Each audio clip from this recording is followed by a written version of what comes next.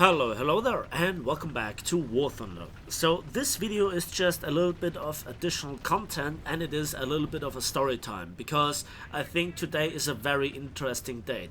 Today is the 23rd of March of 2020, and that is very important because exactly 7 years ago, on the 23rd of March 2013, after having watched some videos from Jingles about this strange game, I created a account about the game of War Thunder.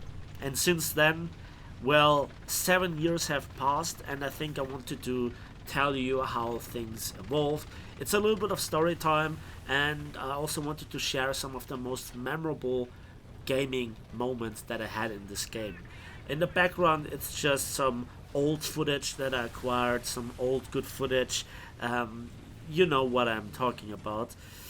So it's a lifetime of grinding, but also a lifetime of learning. And the thing is, due to my love to War Thunder, the game, not Gacha, the game, I also began to upload YouTube videos. That is almost exactly 4 years ago, so 3 years and 11 months. On the 22nd of April 2016, I released my first video in the T44-100, and it was a test video. Here is the thing. I just came across certain numbers when looking at my account. I have over 1,500 vehicles unlocked, purchased, or acquired via events, etc. I have played 27,000 battles in arcade alone. I have played 29,000 battles in realistic battles. Sadly, I think it's not even 100 battles in simulator, but you know, that can change in the future. I also got myself the God of War title without using any sort of overpowered tank, plane, ship, etc. Well, with one or two exceptions, and you know, without using CAS, especially in tanks. I got featured 2 times by Jingles with replays of mine. I also, and this is something that I'm very proud of, I began this cooperation with Drakinifer, and more on this in just a moment. I made over 1,200 videos on War Thunder alone on a nearly daily basis. And one further fact that really blow your mind, I'm over 1,800 days of logging in on a daily basis. So that is approaching 5 years, just because I can. If that is not absolute dedication and showing love, then what is? And as much as I rant about this game and how Gaijin handles it, I think this is a one-off game. There is nothing like it out there as far as I'm aware. The combination of the scenarios and the realism, and that you can play tanks, ships, helicopters, you know, that is absolutely crazy. How Gaijin handles that is a different story. But also, it's not just a lifetime of grinding and unlocking stuff, but it's also having fun, believe it or not. And one more fact is, when it comes to the cooperation with Drakinifer, most notably in when I help him out with some text lines or some translations on his videos, or I also then feature his 5-minute guides in my ship reviews, this is just a small part of the cooperation. The other one is, you know, organizing certain things and speaking through certain aspects, but I also learned so much of him. And that is very important because I'm very, very interested in history, especially about the Second World War, which is one of the most interesting times humanity ever created. And currently we're also living in very interesting times, much like this Chinese curse. May you live in interesting times. Because, you know, nobody is really interested to read about peaceful times. It's good for the people living there, but war is just, generally speaking, more interesting when you just happen to have the choice between a book about some peace history or war history. The overwhelming majority will pick the war history book, right? And so especially the Second World War offers like this magic combination of where technology saw a massive spike and increase, where in the beginnings there were still biplanes flying around. The first, really fast planes got introduced, and at the end, jets were flying around. Some of the mightiest planes and were flying around. Atom bombs, the biggest naval battles, or with the exception of the Battle of Jutland, but you see what I'm talking about. The most gigantic ships were floating around and made some really great impressions on the history. And so this is very important to fully understand and come as close as possible to the truth of things. How was it really with the Bismarck? How was it really with the Yamato? How was it really with this and that battle? How good was the Tiger tank in reality? I think the combination of history books, of videos and documentations on the one hand, but also the game on the other hand, for experiencing it yourself. Oh my god, I heard that this thing is the best thing ever and that it won the Second World War single-handedly. No, it's not true, because it depends how many were available, how reliable was it. You always learn an additional thing. And this is super important when you then look at what people try to tell you, and you just know better. And who doesn't know has to believe everything. So whatever you know, nobody can take from you. And so you never stop learning, or you never should. You never should really fall into your own arrogancy of thinking that you know everything. There is so much more to learn, to look forward, and to really take into account, to fully understand how things were really in the past, and why initially you haven't known this and that, and why this fact was not so important but then plays out to be really important for your own understanding. It is crazy. And so a big fat thank you to Drakinifeld. You endured me throughout all the hours of discussions. I hope that I also can thank here the nearly 25,000 people on YouTube. Again, crazy good chance of interacting with you guys. Also my followers on Twitter and on War Thunder Live. Maybe I will in the foreseeable future create a Discord. I'm working out the plans, how to really make it, because rules, etc. But anyway, let's go into the more interesting stuff. So War Thunder has become a daily part of my life. Coming home from work and then trying to play something. And due to my interest and my love in the game, I think that I can produce an interesting battle here and there. And my commentary, which sometimes sounds really, boring and obvious, it teaches the people that are willing to teach. What is my approach of playing the game? When did I die? Because of what did I die? Especially when I make a review. I always ask my community to also interact and share their knowledge and their point of view. So this is why then I always try to make this comment at the end of the video, let me know what you think about this and that.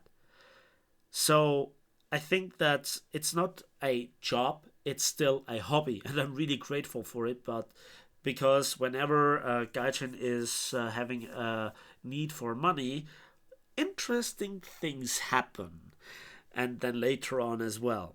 So I think I wanted to just share with you the three most interesting memories about battles that I had.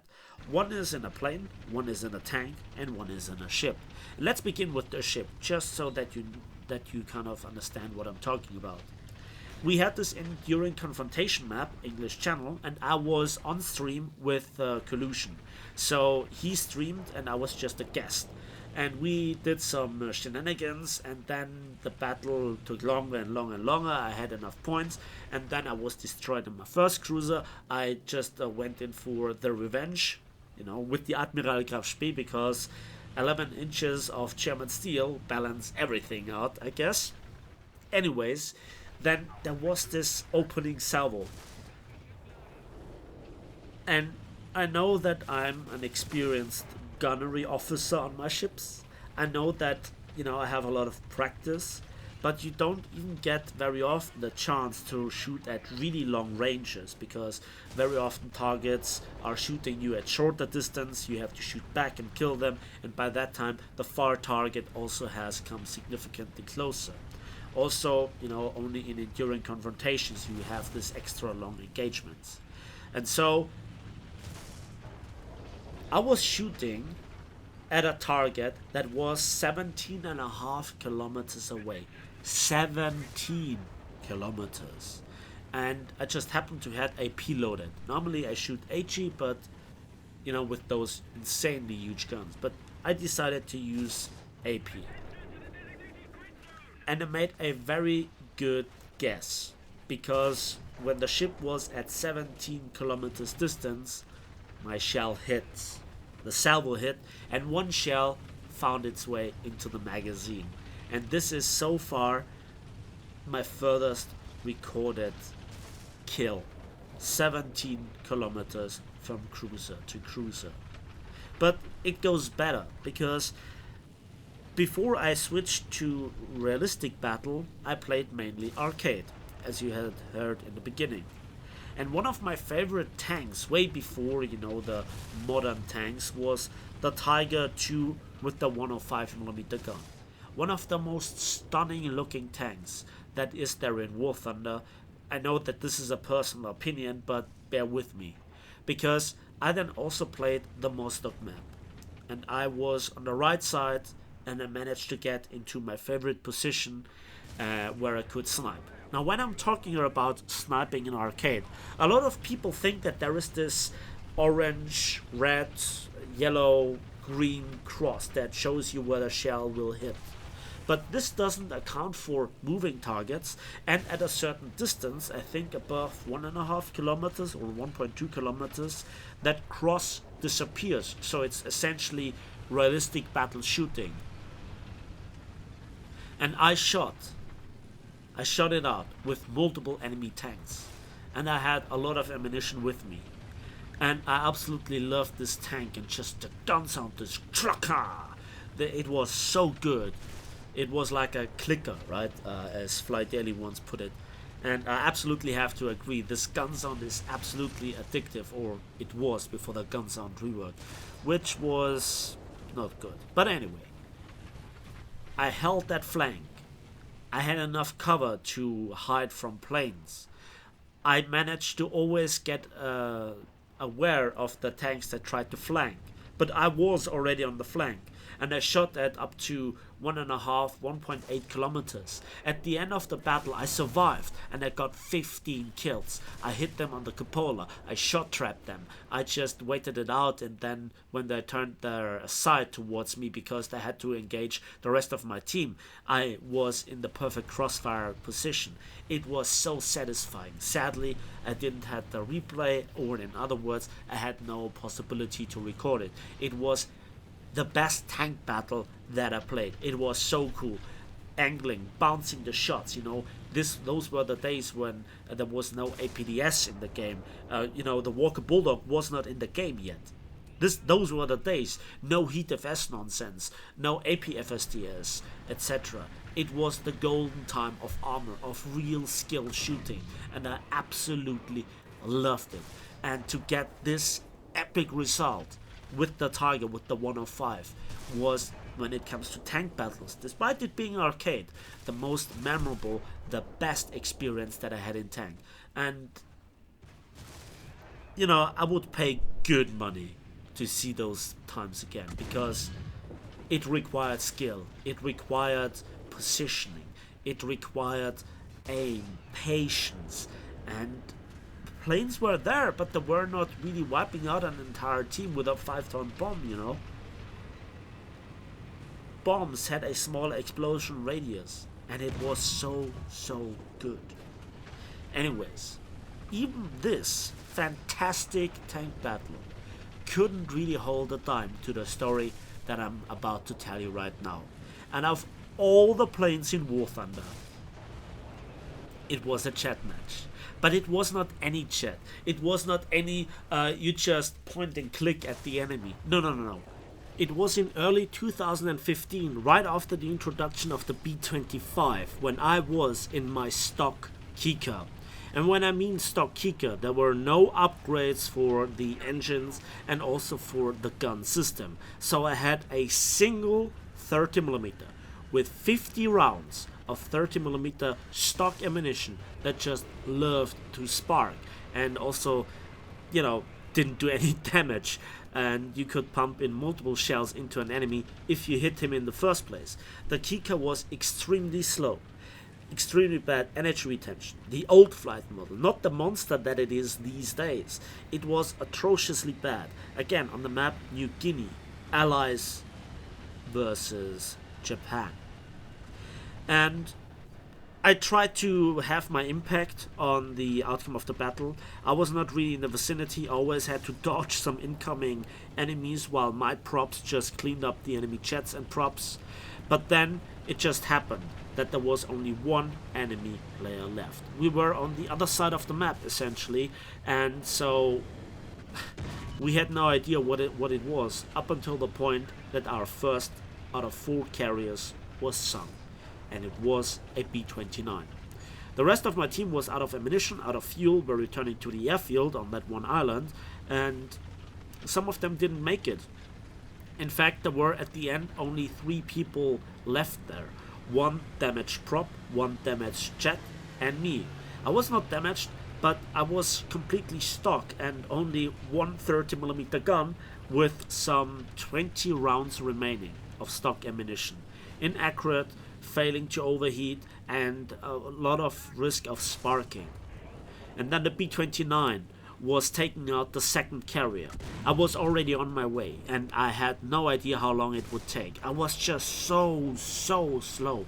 I put my plane on the deck trying to get as much speed out of the engines as possible. I was already overheating the engines. They were just short of you know, getting damaged due to the constant overheat. And so I rushed in. I saw the B-29 turning around and bombing actually the third carrier. I was still so far away, some 10 kilometers, and I was still so slow for a jet. And then the B-29 turned around.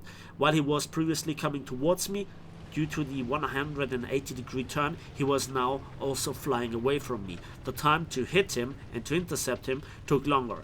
And you know, that was the last carrier of our team. He was the last player. I was still trying to get close. And when I was at like 3 kilometers distance, I saw the bombs falling. The carrier exploded. Our tickets started bleeding down. I thought the game was lost. And so I closed in for the revenge kill. And I aimed for the left wing between the engines and just put down the trigger.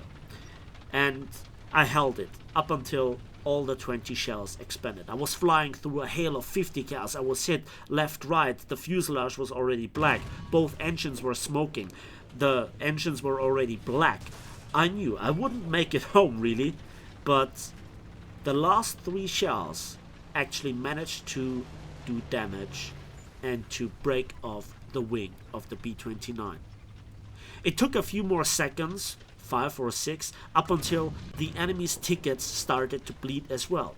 But they were bleeding faster than ours. But the enemy had a big ticket advantage.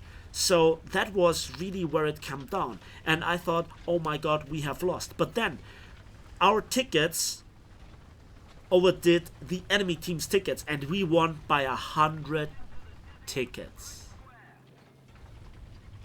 It was so close, it was so epic. I don't know any other way to tell you this story, but it was epic. And this was the most memorable gaming moment in War Thunder, for me personally. There were some other great battles. Many of them you can see in videos. And I think that, you know, I'm a decent pilot, I'm a decent tanker, and I'm a decent captain. I knew that I would never be one of the best in any single given vehicle type, but to have a understanding of all three of them, that was always my goal.